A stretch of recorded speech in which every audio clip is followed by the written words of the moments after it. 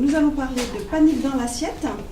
C'est une longue enquête, alors on va savoir combien de temps vous avez mis pour faire cette belle enquête, qui ressemble à un thriller, si j'ai bien compris, donc j'ai hâte de lire ça, parce que j'adore ça. Vous allez nous parler de l'univers de la grande distribution, de l'industrie de l'agroalimentaire, et à nouveau des ONG et de ces lobbies. Alors Gilles, est-ce que vous pouvez nous dire pourquoi et pour qui vous avez écrit ce livre? Déjà une première question, puis on va partager d'autres questions avec les présents. Et on parlera aussi des états généraux de l'alimentation qui sont en préparation. Alors, pour qui d'abord et pourquoi ensuite? Alors, pour qui c'est vraiment un livre qui s'adresse à monsieur et madame tout le monde. D'abord mes amis, ensuite les amis de mes amis, les amis des amis de mes amis, en fait tous les consommateurs, parce que, et principalement effectivement, oui, voilà, tous les gens qui mangent. Et en particulier tous les gens qui mangent mais qui aujourd'hui ont peur et se posent des questions concernant leur assiette. Et ça va venir à la réponse de pourquoi j'ai fait ce livre aussi, parce qu'en fait il y a deux éléments qui m'ont, enfin plusieurs éléments, mais deux éléments qui m'ont amené à écrire ce livre-là en particulier. Le premier, c'est il y a quelques années, j'étais dans une émission au Salon de l'Agriculture chez Jean-Paul Hébrard, et un des interlocuteurs a sorti un chiffre qui m'a époustouflé. Et c'est le nombre d'émissions à charge sur l'agroalimentaire qui passent dans les grands médias. Alors, des émissions de plus de 20 minutes, pas les petits trucs simplement en boum boum, là, vraiment les émissions. Et donc, en fait, il y en a une qui passe tous les 3 jours. 80 émissions à charge sur l'agroalimentaire par an. C'était les chiffres de 2015 et 2016, à peu près la même chose, c'est assez régulier. Et c'est vrai que, bon, moi je ne regarde pas beaucoup la télévision, mais de temps en temps ça m'arrive, quand je suis un peu fatigué, alors comme tout le monde, je me mets et puis je zappe, voir, parce quand on regarde la télévision comme ça, on ne prend pas le début du film, on zappe, et c'est vrai que systématiquement, quand on zappe, boum, on tombe sur une émission à charge sur l'agroalimentaire, ou sur un autre sujet anxiogène, mais l'agroalimentaire était quand même un des sujets qui était très souvent présenté. Le deuxième élément qui m'a fait réfléchir, c'est un autre chiffre qui sort régulièrement concernant lors des salons de l'agriculture. Alors, c'est la confiance que les gens ont dans le monde agricole et la confiance que les gens ont dans leur assiette. Alors, la confiance que les gens ont dans le monde agricole, elle est très grande, en général. C'est un bon chiffre. Les gens adorent nos agriculteurs. C'est un bon signe. Et puis en même temps, le dernier sondage montrait que 80% des gens réagissaient négativement par rapport à ce qu'il y avait dans leur assiette en disant qu'effectivement ça leur posait un problème. Donc 80%, et ce 80% est un chiffre en hausse de 30 points en 3 ans. C'est absolument incroyable. Dans le pays de la gastronomie, dans le pays, quand on voyage un peu et qu'on voit ce qu'il y a dans nos magasins, ce qui est la variabilité des denrées qu'on peut avoir, quand on connaît la chaîne alimentaire, quand on connaît tout ce que nous avons mis en place depuis une quinzaine d'années pour sécuriser les produits qui sont dans l'assiette, il y a un paradoxe qui est à peu près incompréhensible d'un point de vue rationnel. Donc ces deux éléments m'ont poussé à essayer d'avoir une réflexion là-dessus, et une sorte d'approche là-dessus, étant donné que, comme vous le savez, ça fait bien maintenant une dizaine d'années que mon métier consiste à faire un décryptage de ce qui se passe, les relations entre la société d'un côté et de l'autre côté le monde agricole, et de voir pourquoi il y a un peu cette dichotomie entre le discours qu'on entend de la part de la population et de l'autre côté le vécu du monde agricole.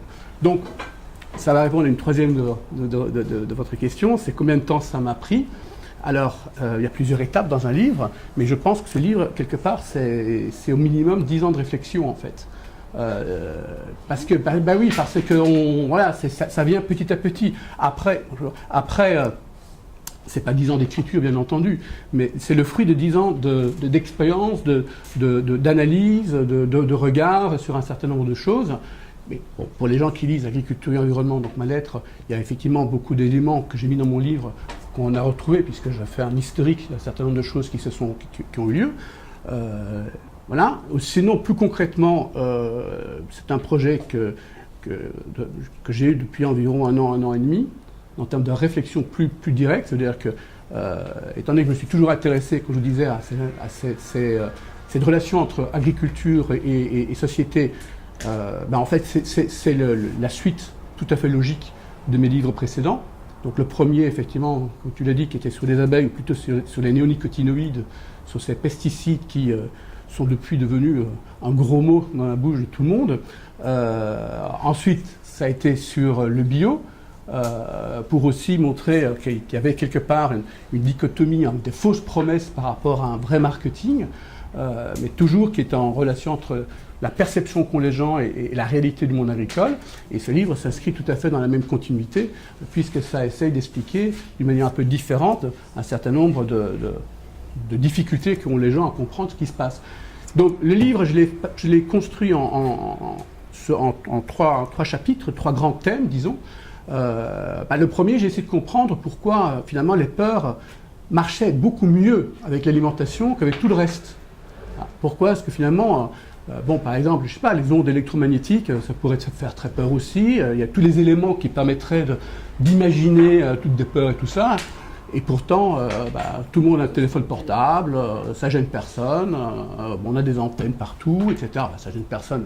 En tout cas, il n'y a pas, on ne voit pas le même fantasme et stress qu'il y a autour de ça. Donc j'ai essayé de comprendre d'abord pourquoi les peurs alimentaires fonctionnent, parce qu'elles ont toujours existé. Et c'est très intéressant. Bon, alors, je ne suis pas le premier à avoir écrit ça. Il y a plein de personnes très très intelligentes, des spécialistes qui ont penché sur le sujet, qui ont écrit des livres entiers là-dessus. Et j'en ai fait un petit résumé, mais je pense que pour concentrer un petit peu les idées, il y a eu plusieurs types de peurs alimentaires. La première peur alimentaire, bien entendu, était celle du manque de nourriture. On oublie ça, mais la principale peur alimentaire pendant des siècles et des siècles, c'était de manquer de nourriture. La deuxième grande peur alimentaire qu'on a eue, c'était d'avoir une alimentation qui était saine. Donc je ne sais pas si vous savez pourquoi tous les abattoirs étaient nécessairement mis au milieu des villes et pas à la périphérie. C'est très simple, c'est parce que les gens voulaient avoir l'assurance que les animaux qui venaient étaient bien vivants, étaient en bonne forme. Donc on regardait les animaux vivants venir avant de les tuer. Encore il y a 2-3 générations, les gens allaient acheter leur poulet vivant pour être bien sûr qu'il était en bonne santé. Donc la question des intoxications alimentaires et d'avoir une nourriture qui était pas de qualité, mais de qualité sanitaire a été une préoccupation très très importante. Et le troisième élément qui est plus drôle, plus marrant, mais qui rentre dans ce que nous discutons ici, c'est la question de la nouveauté dans l'alimentation. Alors, il y a quelque chose que j'ai découvert. J'ai découvert les conséquences de quelque chose. Comme tout le monde le sait, nous sommes tous des omnivores. Ça veut dire que nous voulons manger beaucoup de choses et nous sommes assez uniques dans ce sens-là. Vous avez beaucoup d'espèces qui peuvent manger une chose unique et puis c'est tout. Nous, on a besoin physiologiquement d'une alimentation variée qui est donc le produit de plein de choses. Et donc, dans ce contexte-là, on a il y a une tension en nous entre le fait d'avoir une alimentation sécurisée, donc des choses qu'on connaît déjà, parce qu'on a l'habitude de manger, et puis de la nouveauté, qu'on veut quand même essayer d'avoir. Et cette tension est quelque chose d'unique et qui permet justement de créer certaines paniques sur l'alimentation. Et ça, c'est pas quelque chose de nouveau non plus. Bon, tout le monde connaît l'histoire de Parmentier, de sa fameuse pomme de terre et les difficultés qu'on a eues pour introduire la pomme de terre en France. Bon, les gens connaissent beaucoup moins toutes les histoires autour de la tomate, mais qui est aussi extraordinaire. La tomate, c'était appelée la pomme empoisonnée, parce que on mettait de la tomate sur des plats en cuivre, et c'était finalement les résidus de cuivre qui empoisonnaient les gens, ou de plomb plutôt que le cuivre, de plomb. Voilà, on donnait aussi à ces aliments des attributs assez extraordinaires, comme c'était des aliments qui donnaient la lèpre, voilà. Donc ça n'a pas été... L'adoption de la pomme ou de la tomate a certainement pris plus de temps que va prendre l'adoption de produits transgéniques dans l'alimentation. Donc voilà, c'est pas nouveau tout ça. Mais par contre, ce que j'ai découvert aussi, c'est qu'il y a quelque chose qui s'est passé d'unique, ou il y a des nouvelles peurs en fait qui sont apparues au fur et à mesure que ces peurs-là ont plutôt disparu. Plus personne aujourd'hui n'a peur de manquer. Les intoxications alimentaires, paradoxalement, on n'a plus trop peur. On n'a plus trop peur, alors que ça arrive. Elles sont rares, oui, mais elles existent encore. On a quand même eu 52 morts en Allemagne il y a 3 ans suite à des graines bio germées. 52 morts, c'est pas rien. 1800 personnes avec des séquelles à vie rénales qui étaient en hôpital. Donc, ça peut encore arriver. Et à cette même époque, il y avait eu un petit incident d'ailleurs dans la mairie près de Bordeaux. Donc ça arrive encore, mais ça ne fait pas peur aux gens, ça. Aujourd'hui, cette peur-là n'existe plus. La peur de la nouveauté, finalement, quand on regarde, on aime bien les aliments nouveaux. La progression, par exemple, des sushis. C'est peut-être pas nouveau parce que les aliments en tant que tels, on les connaît, mais quand même, il y a plein de nouveaux aliments qui arrivent. Donc, il y a d'autres types de peurs. Et aujourd'hui, ce qui est clair, c'est que les peurs sont concentrées autour de tout ce qui est non naturel, tout ce qui est ajout de quelque chose, tout ce qui renvoie au fait que l'aliment, il y aurait quelque chose d'inconnu dans l'aliment. Après, il y a tout un historique qui a été fait là-dessus par rapport à ce que le sociologue Fichter appelle les objets comestibles non identifiés. Donc il commence cette histoire avec les conserves, en disant qu'à partir du moment donné, un aliment est mis dans une conserve, mais nos moyens de contrôle, de vérification de ces éléments ont disparu. Parce qu'en fait, nous, avant, qu'est-ce qu'on faisait pour un aliment? On le touchait pour savoir si c'était de bonne qualité, on le regardait, on le touchait, on le sentait. Donc on le touche, on le regarde, on le sent, et ensuite on le goûte, pour savoir s'il est en bonne... Or, quand vous avez un aliment dans une conserve, là, on lit l'étiquette, et mieux vaut avoir confiance dans le fabricant, parce que le reste, on ne peut pas faire. Ça amène à la crise de la vache folle, parce que tout à coup, qu'est-ce qu'on découvre? On découvre que non seulement dans la conserve, on ne sait pas trop ce qu'il y a, mais maintenant, quand on va manger, on va acheter son steak chez le boucher, la viande qu'on achète, elle était faite avec un truc qu'on ne connaissait pas, on ne connaissait même pas l'existence, qui est ces fameuses farines animales qu'on découvre tout à coup, alors que personne ne le sait, mais elles ont été utilisées pendant 150 ans dans l'alimentation, sans que ça pose le moindre problème. Donc pourquoi? Parce que le consommateur découvre un de ces aliments non identifiés dans l'alimentation, donc ça crée cette crise-là. Alors là-dessus est venu quelque chose d'autre, c'est que les réactions absolument la surréaction qu'a créée la crise de la vache folle en France a été l'instrumentalisation par l'écologie politique des questions sanitaires.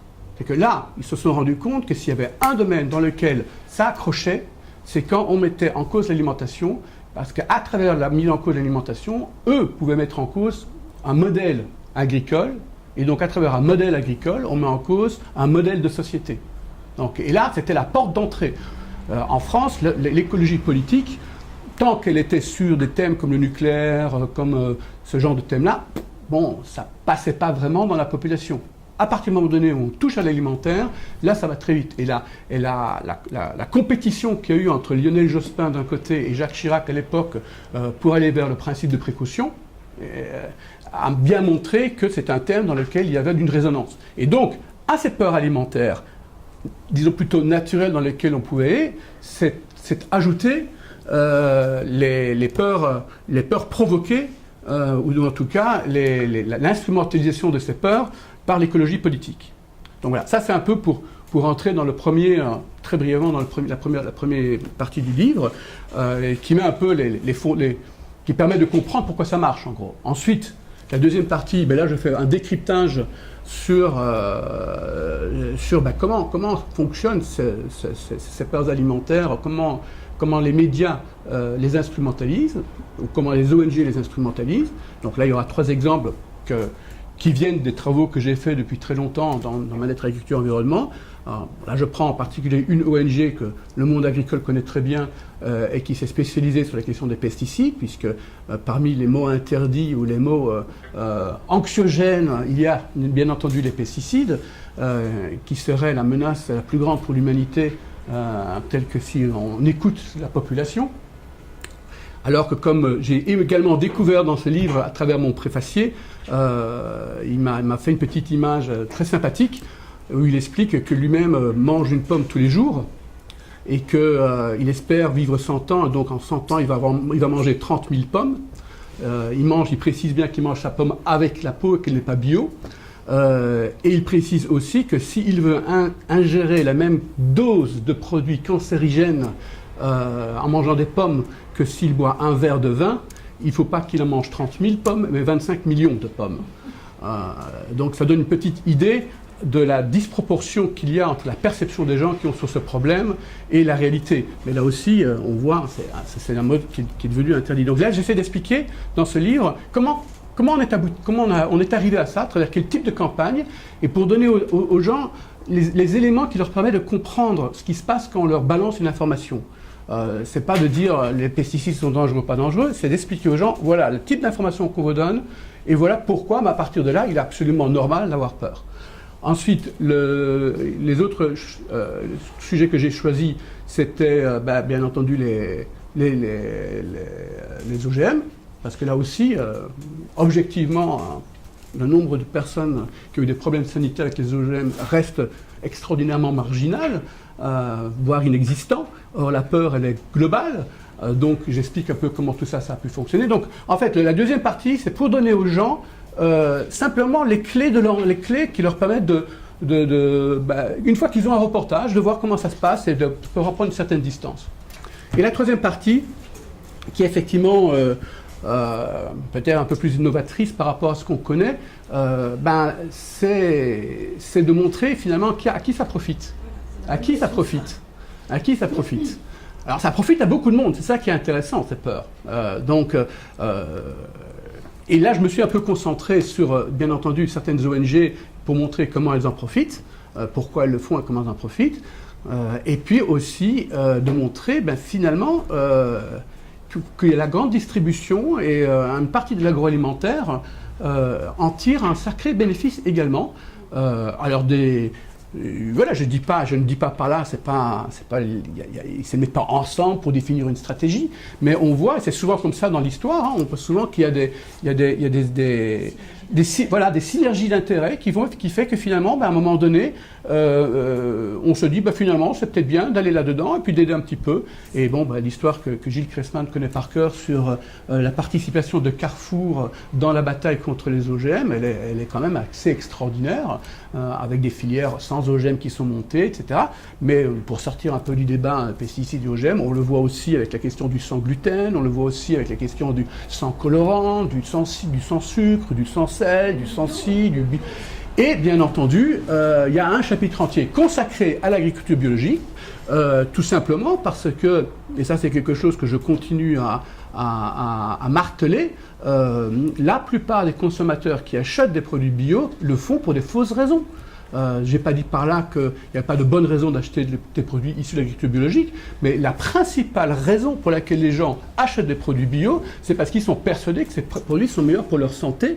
Et donc, pour qu'ils puissent être persuadés que ces produits sont meilleurs pour leur santé, mieux vaut quand même qu'il y ait des campagnes qui expliquent que les autres produits ne sont pas bons pour leur santé. Et comme par hasard, on voit le lobby du bio, parce que là, on peut vraiment parler d'un lobby du bio, qui finance, mais de manière absolument ouvertement, les associations ou les campagnes mettant en cause les filières qui sont des filières concurrentes. Donc on a vraiment un business et une guerre qui est une guerre commerciale autour de cette question. Donc je pense que c'est important que le consommateur ait ces éléments de manière à ce qu'à partir de là, il puisse faire le tri et puis décider. Après, il y a 40 000 raisons pour acheter si les gens se sentent bien parce qu'ils ne mangent pas de gluten pour X et Y raison. Il n'y a aucun souci. Seulement, il faut savoir que, derrière, il y a un business du sans gluten, et ce business du sans gluten, il y a de la communication derrière, il y a des campagnes, il y a du financement pour pouvoir faire en sorte qu'il y ait des sites qui vous disent vraiment du n'importe quoi sur ce type de sujet, et que ce n'est pas simplement des gens qui militent pour votre bien-être, mais qu'il y a autre chose derrière. Je pense que ce livre, en plus de ça, sort à un moment donné qui est extrêmement important pour le monde agricole, pour terminer sur la question des états généraux sur l'alimentation, puisque vous n'êtes pas sans savoir que cette idée qui a été annoncée par le président Macron lors du salon de l'agriculture faisait suite à une interpellation qu'il avait eue avec des gens du monde agricole sur la question de la valeur ajoutée de la chaîne alimentaire et le fait que les agriculteurs ne vivaient pas correctement de leur métier, et que donc ils voulaient mettre cette question sous le tapis et établir donc un Grenelle ou des états généraux sur l'alimentation pour discuter clairement de la question de comment réajuster la valeur ajoutée dans les filières agricoles. Ça, c'est la façade qui est plutôt sympathique. Maintenant, derrière cette façade sympathique, ce qu'il faut aussi savoir, c'est que le Grenelle de l'alimentation, qui est devenu les états généraux de l'alimentation, c'est pas une idée de Emmanuel Macron au départ. Cette idée a été développée d'abord par Serge Auru, à l'époque où il était le directeur du WWF, il y a déjà 3 ou 4 ans, avec l'objectif qui était clairement de modifier le modèle agricole. Elle a été reprise par Nicolas Hulot en juin 2016, et à partir de ce moment-là, il y a eu de la part de certaines ONG et des gens proches de Nicolas Hulot un rapprochement avec les gens de la campagne de Macron pour pouvoir aborder ces thèmes et faire entrer ces thèmes dans son programme. Je vous invite à regarder les discussions, le live que Emmanuel Macron a donné avec le WWF en février, où il avait déjà annoncé la question de ce Grenelle de l'alimentation, dans lequel les prix étaient mentionnés, mais pas que. Et donc là, il est clair qu'il y a aujourd'hui une tension qui a lieu entre, d'un côté, les gens qui voudraient garder le Grenelle ou garder les états généraux de l'alimentation sur la question des prix, et puis le ministère maintenant de la transition écologique qui a bien l'intention de faire en sorte que ça dérape vers la discussion de filières agricoles, circuits courts, donc mise en cause du modèle agricole, etc. Et je vous donne en mille que la grande distribution sera tout à fait heureuse de voir que les écologistes et qu'il y ait une pression médiatique pour qu'on change le projecteur de place et que ce projecteur se déplace de la question des prix vers la question du modèle agricole. Donc là, on va à nouveau avoir une tout à fait belle conjonction d'intérêts entre la grande distribution et les 300 milliards de chiffre d'affaires que ça représente et la puissance médiatique des ONG pour faire en sorte que les états généraux de l'alimentation abordent ces questions-là. Et je pense que dans ce contexte, de remettre l'Église au milieu du village par rapport à ses peurs alimentaires est quelque chose d'essentiel si le monde agricole veut pouvoir faire entendre sa voix.